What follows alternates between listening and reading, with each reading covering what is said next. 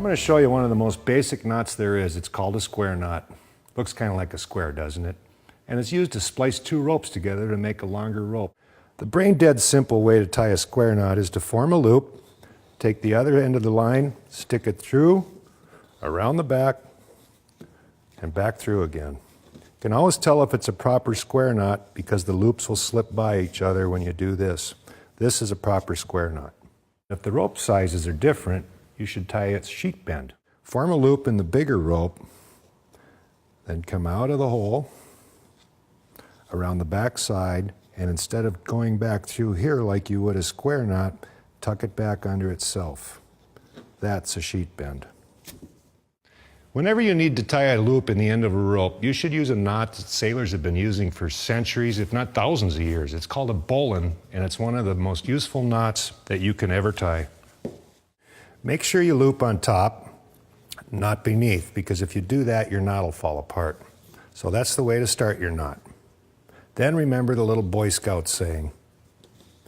The rabbit goes out of the hole, around the tree, and back through the hole. This is an incredibly strong knot. Whenever you need to put a loop in the middle of a rope, you should use a figure-8 knot like this. Looks a little bit like an 8, don't you think? Most people just wrap the loop around like this and tuck it through. That'll work, but you'll never ever get it untied again. So instead of just making one loop, go around twice. No matter how much tension you put on this knot, you'll always be able to untie it. Way before they had ratchet straps like this, truckers used to tie down loads with, guess what? A trucker's hitch.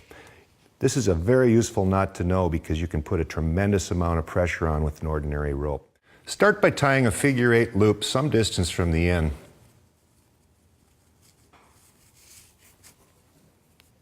Then run the other end of the rope through the loop, pull it as tight as you need it, and lock it in place with a double half hitch. Do that by running the rope behind and back through twice.